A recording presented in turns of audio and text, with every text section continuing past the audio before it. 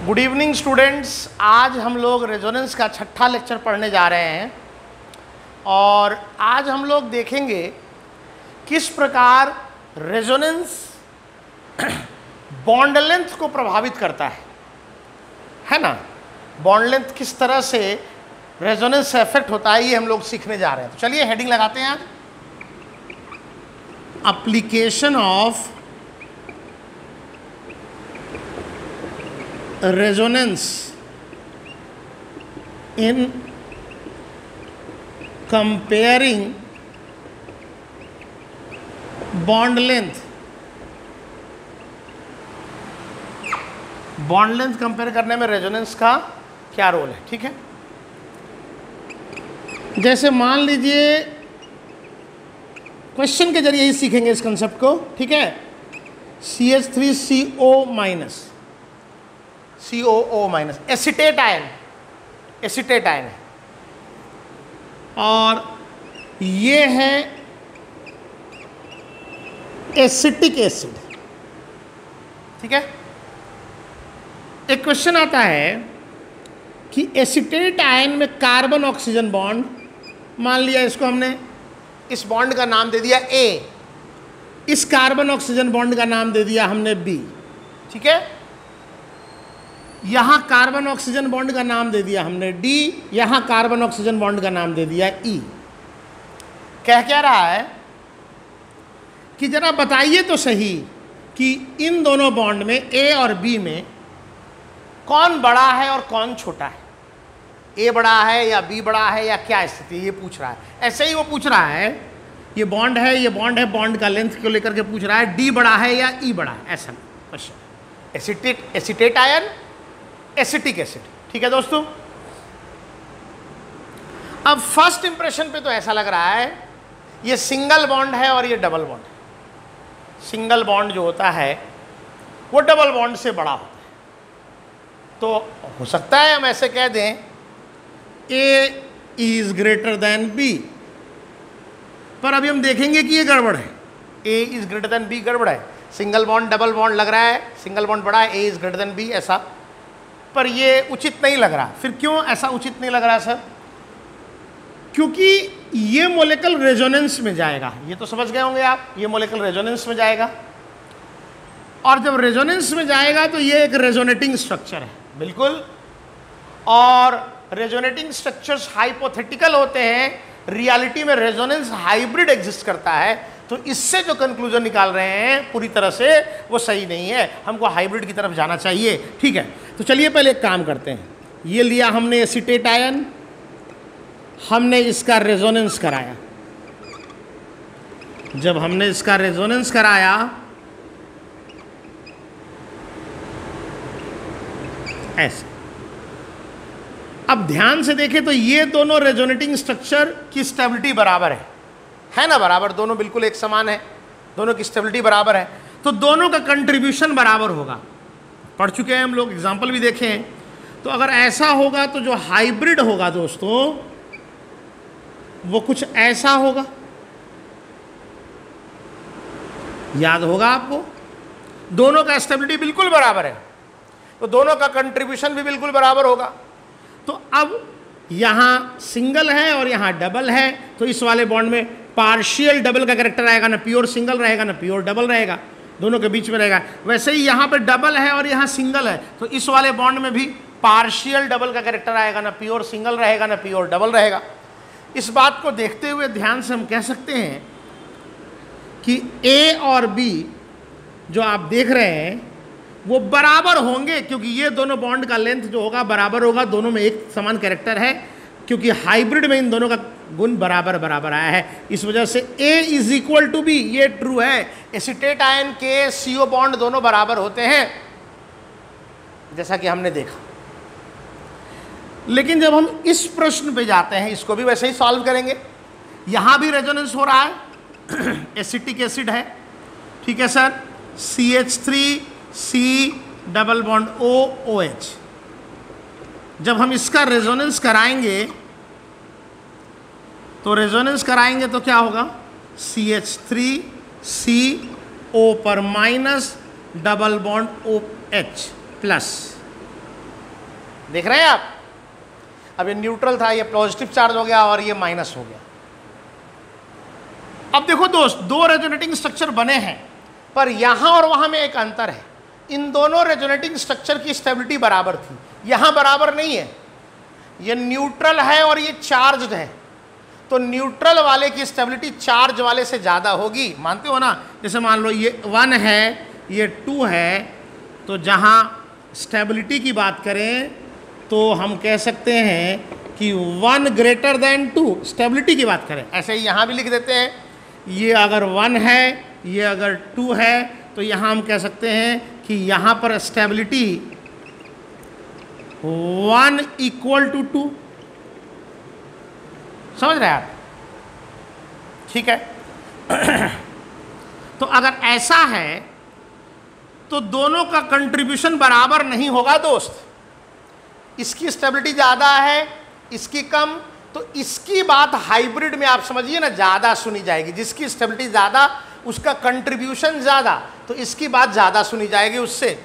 तो ऐसा सोच सकते हैं कि हाइब्रिड में यहाँ पर प्योर सिंगल कैरेक्टर तो नहीं होगा। सर यहाँ सिंगल है सर, और आप कह रहे हैं इसकी बात ज़्यादा सुनी जाएगी, पर इसकी बात भी सुनी तो जाएगी ना भाई, इसका भी कुछ तो योगदान होगा। हाँ, मान लिया उसका योगदान काफ़ी कम होगा, इसकी बात ज़्यादा सुनी जाएगी, तो ठीक है। इसके आसपास कैरेक्टर रहेगा, आप मान के चलिए। तो अगर इसके आसपास कैरेक्टर रहेगा, हम हाइब्रिड बनाते हैं इसका ऐसे ऐसे, ठीक है। यहाँ आपका हो गया O और यहाँ H, यहाँ माइनस और यहाँ प्लस, मानते हैं। पर ये दोनों जगह कैरेक्टर बराबर नहीं होगा। क्यों? क्योंकि जिसका गुण ज़्यादा आना है उसमें यहाँ सिंगल का कैरेक्टर ज़्यादा है और यहाँ डबल का कैरेक्टर ज़्यादा है। यहाँ सिंगल है और यहाँ डबल है, तो इस वाले बॉन्ड में सिंगल का कैरेक्टर ज़्यादा होगा और इस वाले बॉन्ड में डबल का कैरेक्टर ज़्यादा होगा। इस वजह से अगर हम बॉन्ड लेंथ की बात करें,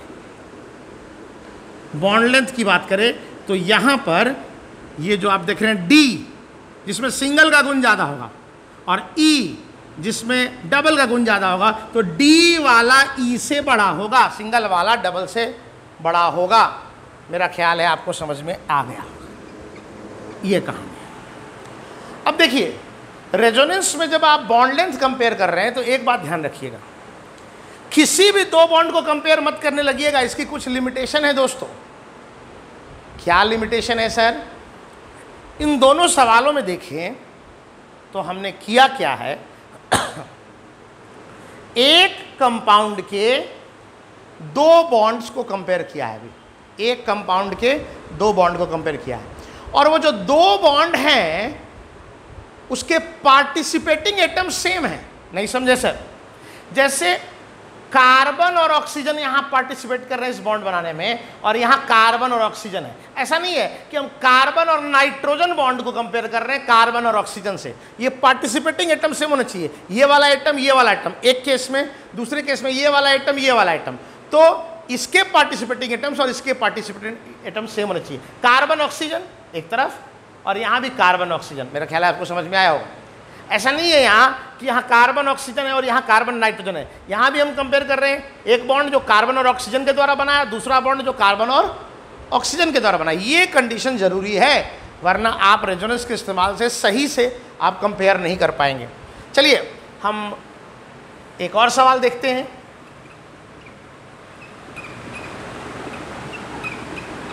हमने ये सवाल लिया, ठीक है। जब हमने ये सवाल लिया, मान लीजिए इस बॉन्ड को हमने नाम दिया A, इसको B, इसको D, ABD। अब बोलिए सर, तो जब हमने इसका रेजोनेंस कराया, क्योंकि भाई बॉन्ड लेंथ कंपेयर करना है तो रेजोनेंस पर तो जाना ही पड़ेगा, तो जब हमने ये कराया तो इस पे आया प्लस, इस पे आया माइनस, ठीक बात है। और जब हमने यहां रेजोनेंस कराया तो यहां प्लस, यहां माइनस। अब एक बार को देख करके लगता है सर ये दोनों रेजोनेटिंग स्ट्रक्चर की स्टेबिलिटी क्या है दोस्तों? बराबर है। तो सर जैसा वहां बराबर अगर था स्टेबिलिटी, तो कंट्रीब्यूशन बराबर होने से सारे लेंथ बराबर हो गए थे। तो मन में एक विचार आया, A बराबर B बराबर D। गलत, गलत, बिल्कुल गलत, नहीं हो सकता। क्यों नहीं हो सकता सर? क्योंकि आप भूल गए ये दोनों भले बराबर हैं, पर इसका जो सबसे ज्यादा स्टेबल रेजोनेटिंग स्ट्रक्चर है वो तो खुद ये है।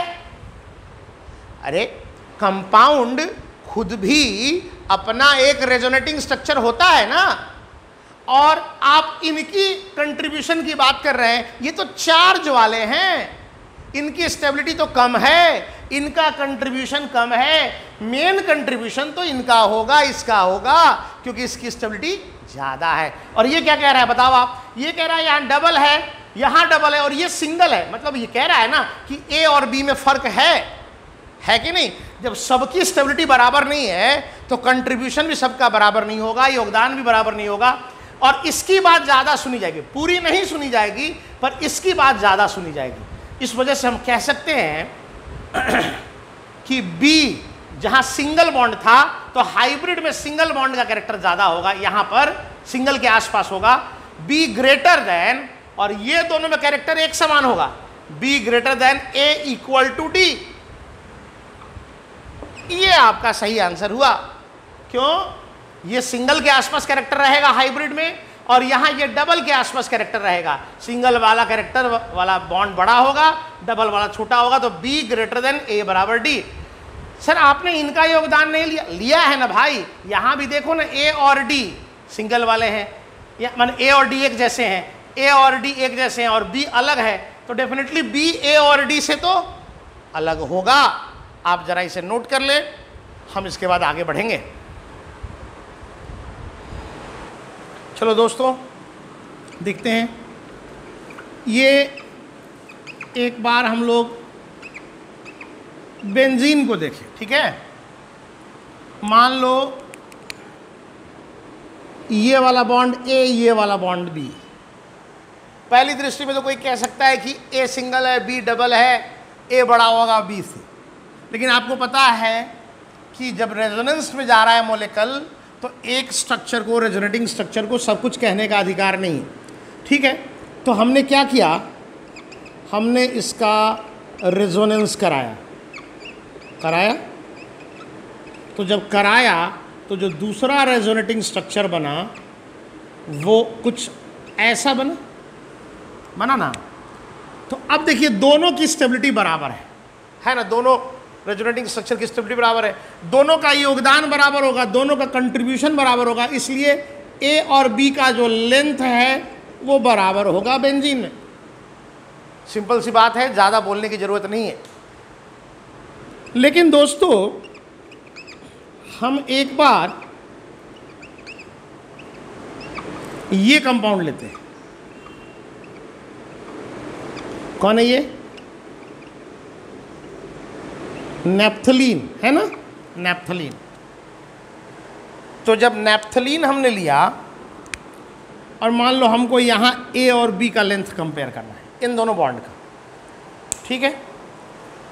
तो हम एक काम करते हैं, हम इसका रेजोनेटिंग स्ट्रक्चर ड्रॉ करते हैं।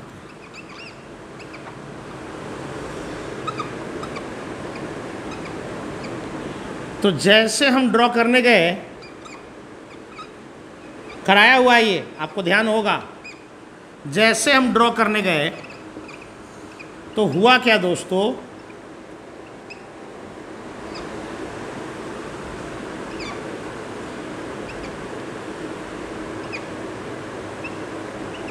ये बना, ठीक है ना? और फिर क्या किया था, बताओ क्या किया था, याद होगा आपको?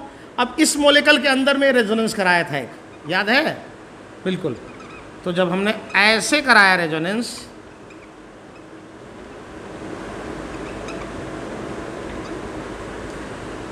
तो आपका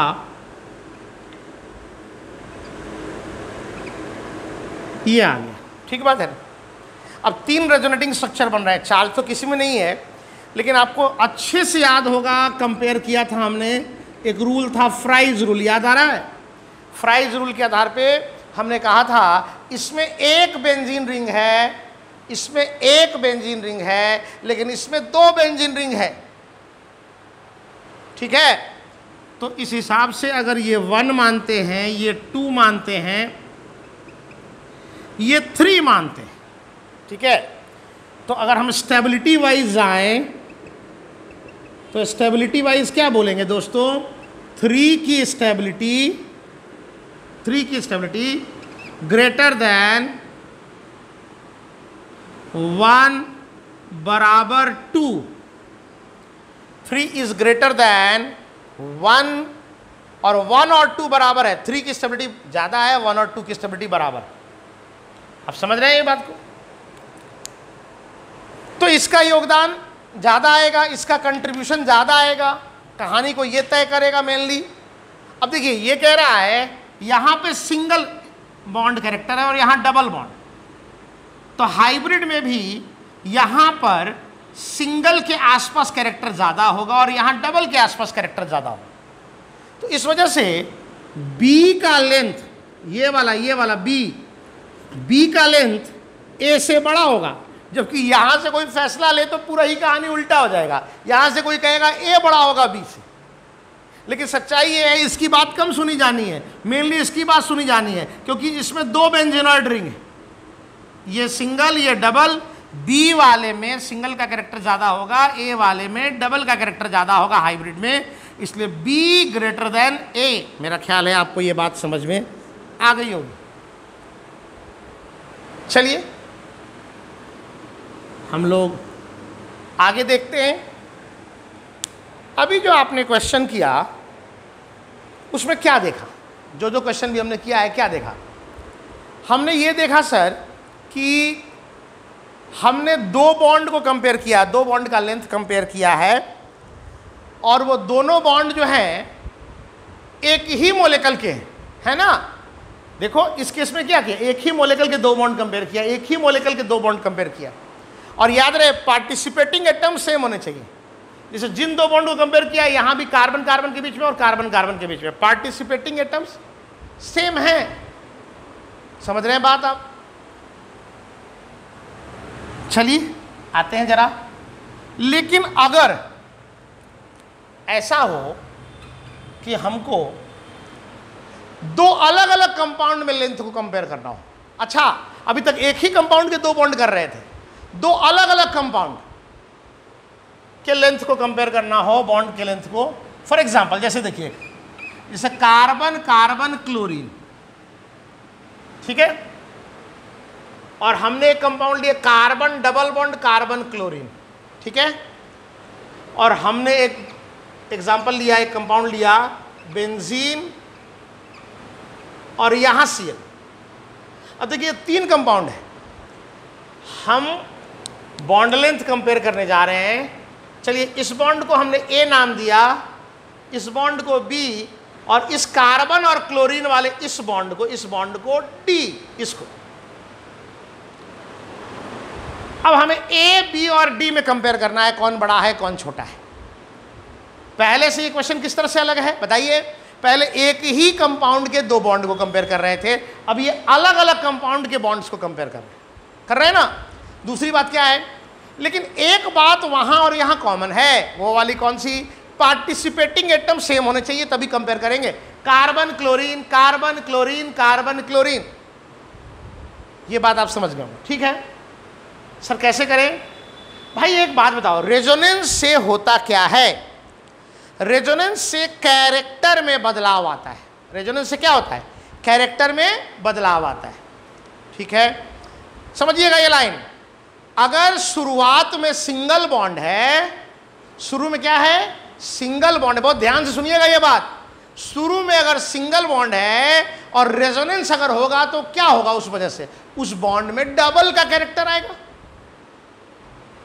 और मान लो शुरू में ही डबल है और उसमें अगर रेजोनेंस होता है तो रेजोनेंस की वजह से क्या होगा? सिंगल का कैरेक्टर आएगा। तो क्या मैं ऐसे नहीं कह सकता कि रेजोनेंस के बदौलत, रेजोनेंस की वजह से कैरेक्टर में बदलाव आता है? मतलब सिंगल में डबल का कैरेक्टर और डबल में सिंगल का कैरेक्टर आता है। बोलो सही है दोस्तों?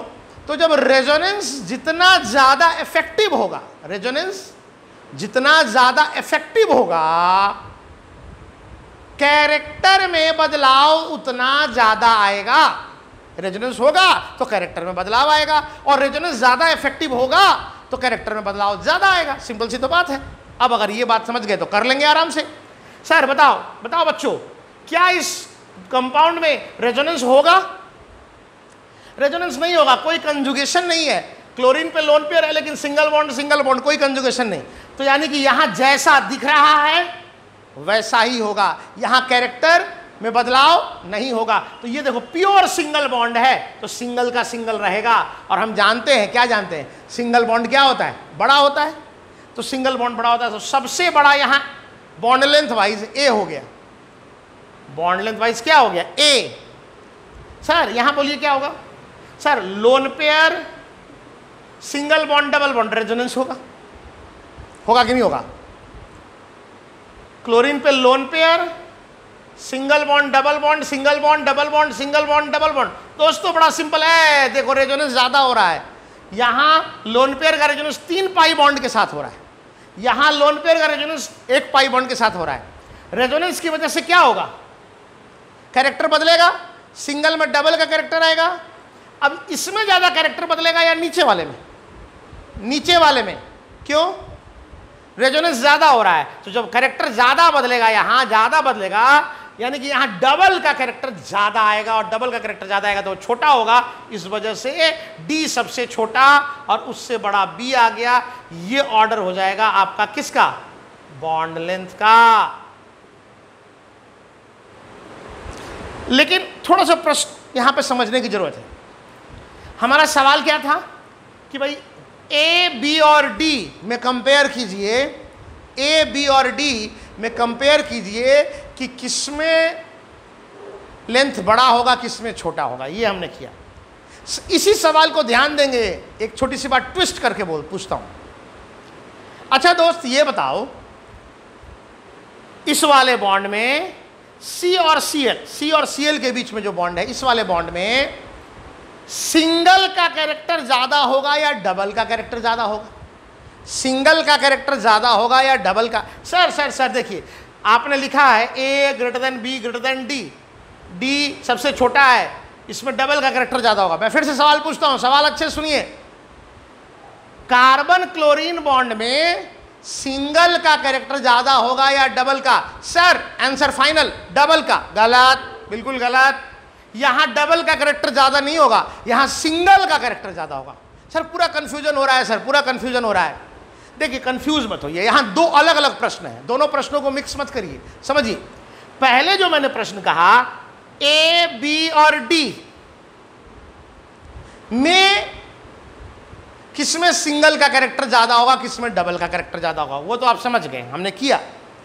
लेकिन अब जो सवाल कर रहे हैं वो इसमें इसको रिलेट नहीं कर रहे हैं, हम सिर्फ इसको एब्सोल्यूट सेंस में सवाल कर रहे हैं। इस कंपाउंड में अब उससे कोई लेना देना नहीं है। इस कंपाउंड में, इस कार्बन और क्लोरीन वाले बॉन्ड में, इस वाले बॉन्ड में सिंगल का कैरेक्टर ज्यादा होगा या डबल का, यह सवाल है।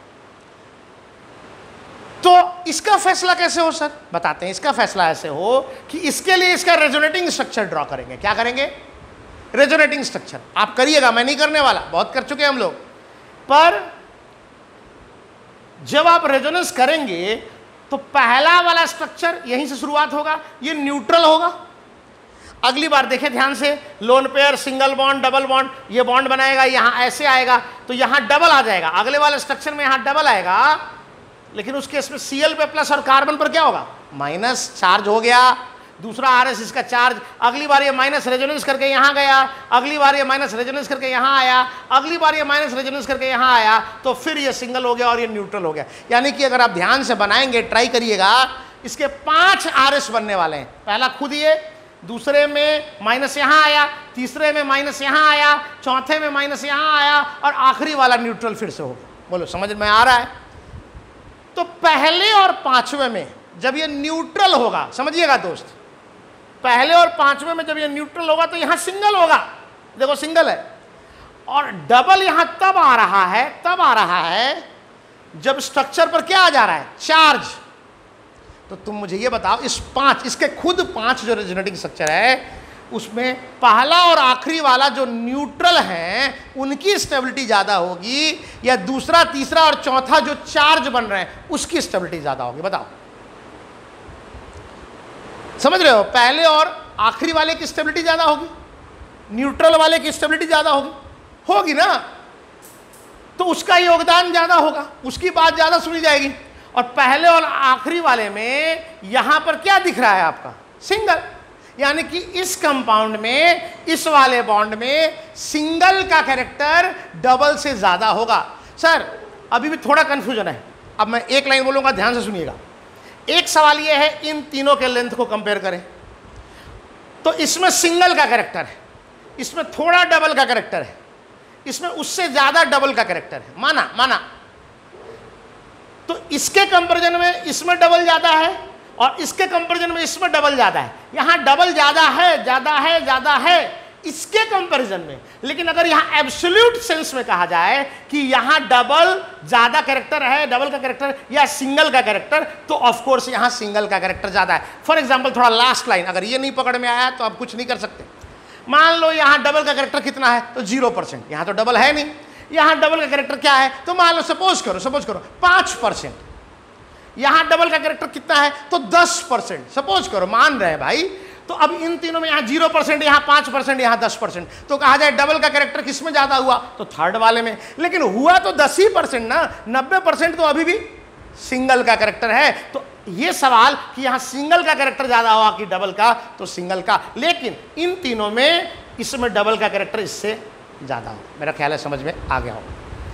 इसके रेजोनेटिंग स्ट्रक्चर मैं फिर से बोल दूं, जब आप ड्रॉ करेंगे पहले और पांचवें न्यूट्रल होंगे, जहां ये सिंगल बॉन्ड होगा न्यूट्रल वाले की स्टेबिलिटी ज्यादा होगी। दूसरे और तीसरे और चौथे में यहां डबल बॉन्ड आएगा, लेकिन वो चार्ज्ड होंगे, उनका कंट्रीब्यूशन कम होगा। चलिए जरा ये सवाल बताइए आप,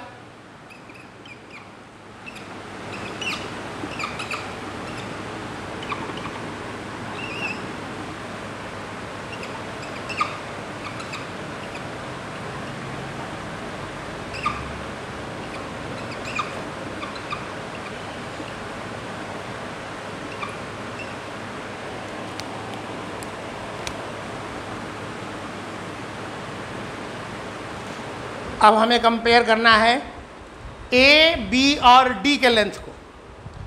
ए, बी और डी के लेंथ को कंपेयर करना है दोस्तों, करना है। रट के मत चलिएगा, समझिएगा। देखिए क्या यहां रेजोनेंस हो रहा है? नहीं हो रहा ना रेजोनेंस?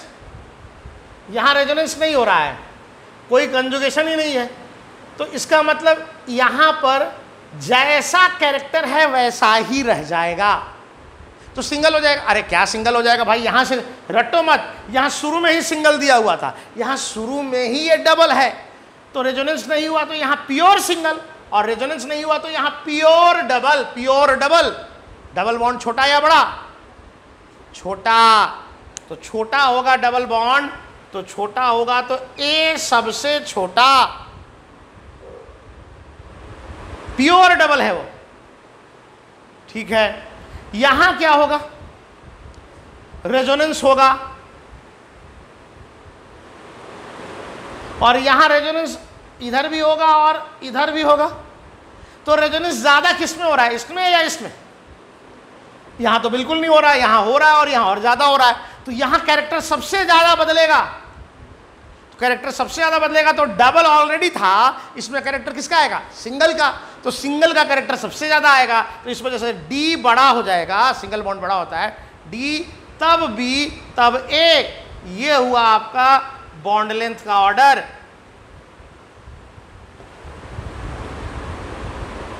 आप इसको नोट करें जरा। चलिए दोस्त देखते हैं, मान लीजिए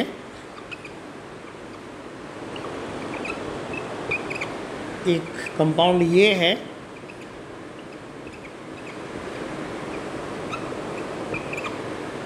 दूसरा ये,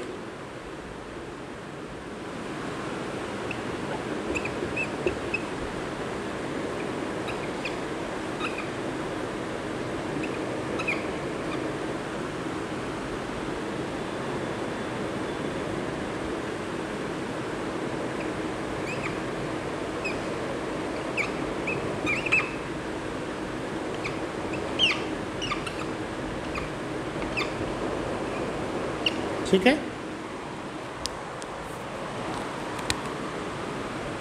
ए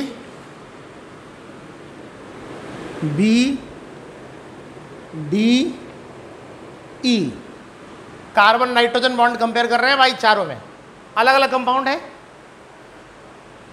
यहां कोई रेजोनेंस नहीं है, तो जैसा बॉन्ड का कैरेक्टर है वैसा ही रहेगा, सिंगल है सिंगल रहेगा।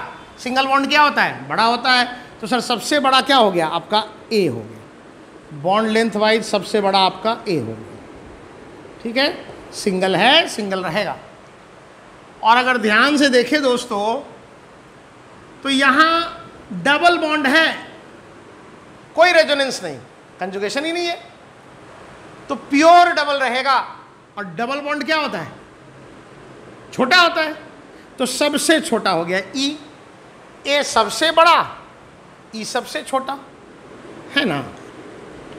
अब अगर ध्यान से देखें तो यहां रेजोनेंस होगा, रेजोनेंस होगा, lone pair, single bond, double bond, single bond, double bond, single bond, double bond करके रेजोनेंस हो रहा है, ऐसे करके ये रेजोनेंस हो रहा है ना दोस्त, यहां भी ऐसे करके ये रेजोनेंस हो रहा है। पर देखिए lone pair, single bond, double bond, ऐसे करके जब रेजोनेंस कराया, यहां माइनस आया, अगली बार माइनस यहां आया, जब यहां माइनस आया तो minus single bond double bond, minus single bond double bond, minus single bond double bond, यहां रेजोनेंस होगा, तो उसके कंपैरिजन में यहां रेजोनेंस ज्यादा है। अरे भाई ये वाला पार्ट तो यहां भी रेजोनेंस में है, इसके अलावा जब माइनस यहां आया तो इसमें कंजुगेशन ज्यादा होगा, minus single bond double bond, यहां भी तो रेजोनेंस होगा, तो रेजोनेंस की वजह से यहां कैरेक्टर में बदलाव ज्यादा आएगा, क्योंकि इसका रेजोनेंस ज्यादा इफेक्टिव है। तो जब कैरेक्टर ज्यादा बदलेगा तो सिंगल में डबल का कैरेक्टर ज्यादा आएगा, ज्यादा यहां भी आएगा, लेकिन इससे ज्यादा यहां आएगा डबल का कैरेक्टर। डबल बॉन्ड क्या होता है? छोटा, तो बी ज्यादा छोटा होगा और बी से बड़ा हो जाएगा डी। क्या सिंपल क्वेश्चन है? आ गया होगा समझ में? अब अच्छा दोस्त, मान लीजिए हम ऐसा सवाल लेते हैं,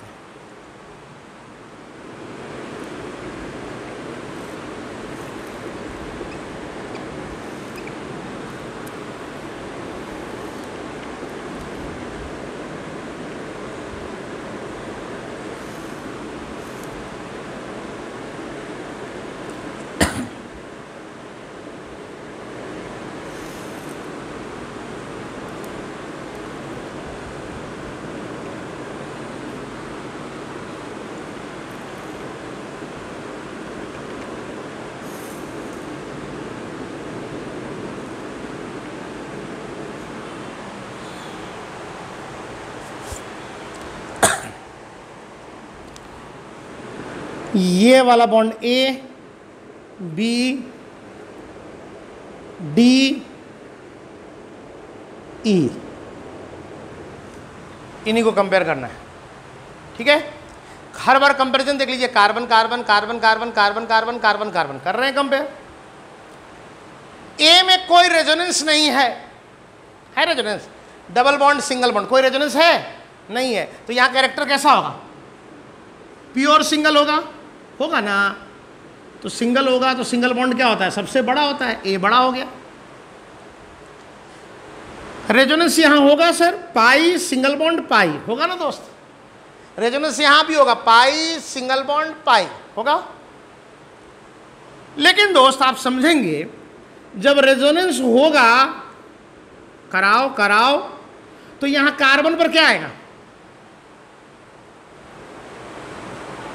माइनस आएगा। जब यहां रेजोनेंस होगा तो माइनस किस पे आएगा? रेजोनेंस यहां कराएंगे तो कार्बन पे माइनस, रेजोनेंस यहां हुआ तो ऑक्सीजन पे माइनस।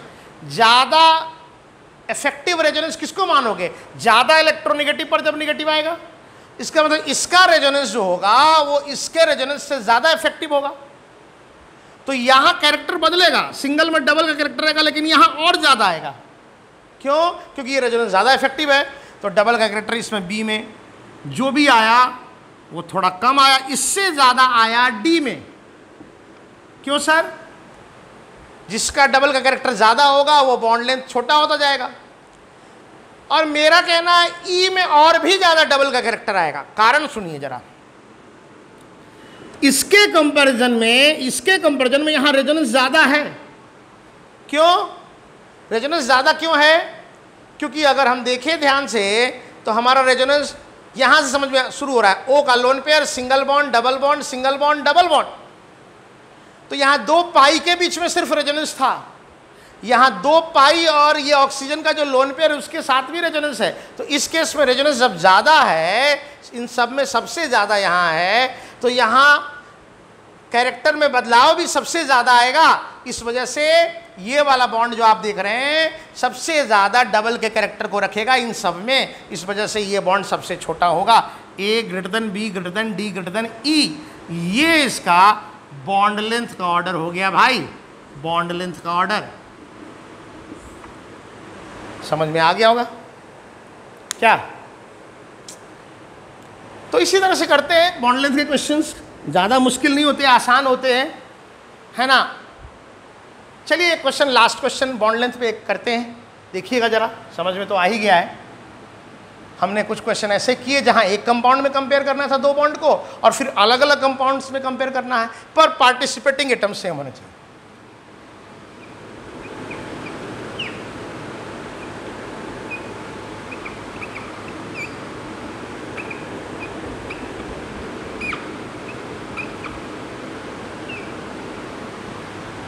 देखो दोस्त,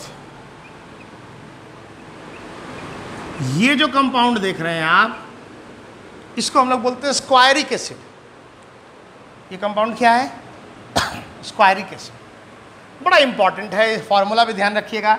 स्क्वायरिक एसिड ऑर्गेनिक केमिस्ट्री में कई जगह यूज में आता है, पर हमारा सवाल अभी स्क्वायरिक एसिड से लेना देना नहीं है। फिर सर, हमारा सवाल स्क्वायरिक एसिड के डाई एनायन के बारे में। मतलब सर, यहां से H+ हटाएं, माइनस चार्ज आया, और यहां से H+ हटाए तो ये माइनस आया। ये कौन है सर? डाई अनायन ऑफ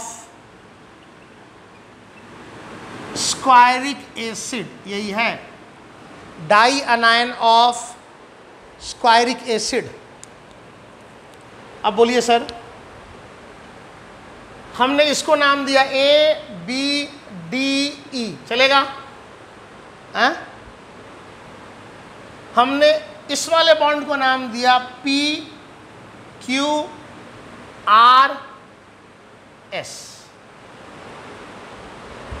हमसे पूछ रहा है स्टैब्लिश ए रिलेशन बिटवीन, पहला क्वेश्चन ABDE, दूसरा क्वेश्चन PQRS, और आधार क्या है? बॉन्ड लेंथ के आधार पे हमें एक रिलेशन स्टैब्लिश करना है। कौन बड़ा कौन छोटा? ABDE में और फिर PQRS में। ध्यान रहे, हमने ABDE जो बॉन्ड है वो कार्बन कार्बन बॉन्ड्स है, और PQRS बॉन्ड जो है वो कार्बन ऑक्सीजन बॉन्ड्स है। हम A और P के बीच में रिलेशन स्टैब्लिश करने को नहीं कह रहे हैं। हमारा रिलेशन ABDE और PQRS इसके बीच में। मेरा ख्याल है क्वेश्चन तो समझ में आ रहा है। चलिए, एक बात पक्का है सर, आंसर तो तब तक अच्छे से नहीं मिलेगा जब तक इसका रेजोनेंस ड्रॉ ना किया जाए। देखिएगा जरा, ये जो स्क्वायरिक एसिड है इसका भी रेजोनेंस कुछ, वो बोले थे ना बेंजीन टाइप का रेजोनेंस, उस तरह का होता है। बेंजीन टाइप मतलब इसमें भी हम लोग चार्ज नए क्रिएट करने से बचते हैं। क्या कहना चाह रहे हो सर? समझ में नहीं आ रहा है। देखिए मैं बताता हूं आपको क्या कहना चाह रहा हूं।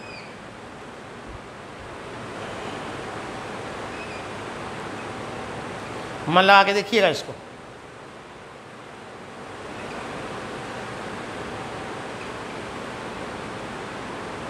ठीक है, एक बार को इसमें ऐसा होता है, O पे minus, single bond, double bond, तो माइनस चार्ज सिंगल डबल, आपको ऐसा लग रहा है ऐसे करके ये ऐसे यहां माइनस आएगा, पर उसकी स्टेबिलिटी काफी कम हो जाती है, उसकी स्टेबिलिटी काफी कम हो जाती है, क्योंकि यहां भी माइनस है और यहां भी माइनस है और माइनस माइनस के अगल बगल होते हैं, तो उसके बीच में क्या हो जाता है, रिपल्शन हो जाता है। इसलिए इसका रेजोनेटिंग स्ट्रक्चर वैसे नहीं ड्रॉ करते, थोड़ा अलग ढंग से ड्रॉ होता है। कैसे सर? देखिए, देखिएगा, माइनस चार्ज, पहला एरो बॉन्ड बनाया, दूसरा एरो बॉन्ड से कॉर्नर पर नहीं बल्कि दूसरे एरो ने भी बॉन्ड बनाया, और तीसरा एरो इस बॉन्ड से कॉर्नर पर, ऐसे होता है ये ध्यान रखिएगा, समझिएगा इसको, थोड़ा अलग हटके है।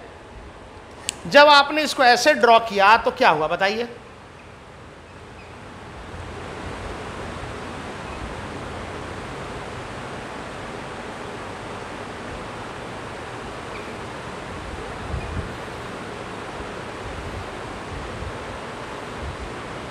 देखिए अच्छे से, डबल बॉन्ड, सिंगल बॉन्ड, यहां डबल, ओ पे माइनस आया ना। अब यहां से रेजोनेंस करके वहां माइनस आया, इस माइनस को छोड़ दीजिए, अभी इस वाले माइनस को उठाइए, उठाइए। तो पहला एरो बॉन्ड बनाया, दूसरा एरो बॉन्ड से कॉर्नर पर नहीं बल्कि दूसरे ने भी बॉन्ड बनाया, और तीसरा एरो ऐसे आया। तो इसका रिजल्ट क्या आया दोस्तों?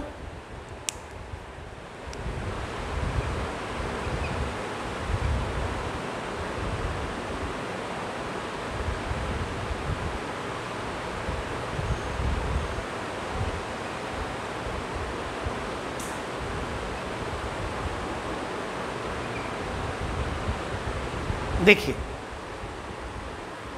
ठीक है ना, ये वाला यहां माइनस आ गया। अब इस माइनस को छोड़ दीजिए, पिछले वाले माइनस को उठाइए, ये वाले माइनस को। अच्छा, कैसे सर? ऐसे, ऐसे और इस तरह से। इसका रिजल्ट क्या आया? इसका रिजल्ट आया ये,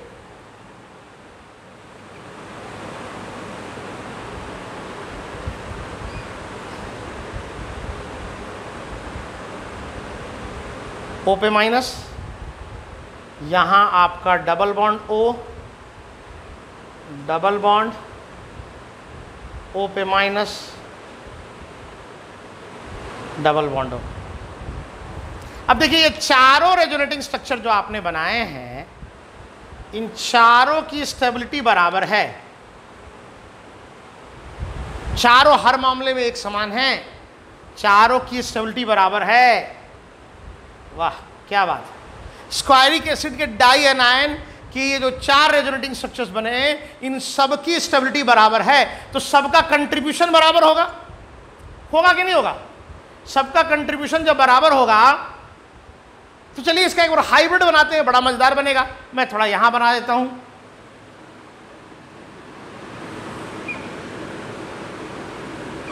यहां बनाते हैं, ठीक है?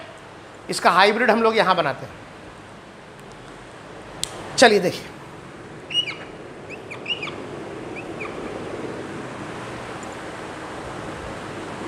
इन सब का ओ ओ सबका कंट्रीब्यूशन लीजिए। देखिए, यहां डबल था, अगली बार डबल यहां है, अगली बार डबल यहां है, अगली बार डबल यहां, यानी कि ये चार मेंबर का जो आप दिख रहे हैं कंपाउंड, इसमें हर जगह डबल है, तो पार्शियल डबल कैरेक्टर हर जगह होगा, ऐसे, ठीक है? इसके अलावा और देखें ध्यान से, कार्बन ऑक्सीजन के बीच में भी डबल है, यहां सिंगल है, यहां सिंगल था, अगली बार वहां डबल है, माने हर जगह सिंगल और डबल के बीच का कैरेक्टर है। तो ऐसे बनाएंगे, समझ में आया? आया? अब बताइए, चारों की स्टेबिलिटी बराबर है कि नहीं? बराबर है, तो चार्ज भी बराबर बराबर बटेगा, सबकी स्टेबिलिटी बराबर है। अब बताइए, पूरे मॉलिक्यूल पर कितना चार्ज है? एक निगेटिव यहां, एक निगेटिव यहां, दो निगेटिव चार्ज है, और कहां कहां बट रहा है? हर बार केवल ऑक्सीजन पर ही आ रहा है, और तो कहीं नहीं आ रहा है। तो दो निगेटिव चार्ज चार ऑक्सीजन पर हमें बांटना है, -2/4, दैट इज -½ चलिए अच्छी बात है, तो हमने यहां लिखा -½ -½ और ये आ गया आपका -½ आया? इससे एक बात क्लियर हो गई दोस्तों, बहुत अच्छे से क्लियर हो गया कि जैसा कैरेक्टर यहां होगा वैसा यहां होगा, वैसा यहां होगा, वैसा यहां होगा। यानी कि आंसर में हम कह सकते हैं बॉन्ड लेंथ बराबर ए बराबर बी बराबर डी बराबर ई। पहले तो ए बराबर बी बराबर डी बराबर ई, समझ रहे हैं? स्क्वायरिक एसिड के ये चारों बॉन्ड जो होते हैं इनका लेंथ स्क्वायरिक एसिड के नहीं, स्क्वायरिक एसिड के डाई एनायन के बराबर होते हैं। और कार्बन ऑक्सीजन बॉन्ड जो भी है, कार्बन ऑक्सीजन बॉन्ड, वो भी आपका बराबर होगा। तो यानी कि P बराबर Q बराबर R बराबर S। लेकिन एक बात याद रहे, हालांकि ये बोलने की जरूरत नहीं, A is not equal to P। A और P बराबर नहीं है। कार्बन कार्बन को और कार्बन ऑक्सीजन को बराबर मत बोल दीजिएगा। मेरा ख्याल है आपको ये पूरा कहानी समझ में आ गया होगा। तो ठीक है दोस्तों, आज हम लोगों ने बॉन्ड लेंथ के बारे में पढ़ा। अगले क्लास में हम लोग रेजोनेंस इफेक्ट के बारे में पढ़ेंगे। क्या होता है रेजोनेंस इफेक्ट, किस प्रकार रेजोनेंस और इंडक्टिव इफेक्ट में अंतर होता है, रेजोनेंस इफेक्ट कितने तरह का होता है, कैसे पता करते हैं कि कौन सा रेजोनेंस इफेक्ट कौन क्रिएट कर रहा है, उनका ऑर्डर क्या होता है, ये सारी बातें हम लोग अगली क्लास में देखेंगे। आज की क्लास हम यहीं पर समाप्त कर रहे हैं, इसको आप अच्छे से कर लीजिएगा। थैंक यू, धन्यवाद।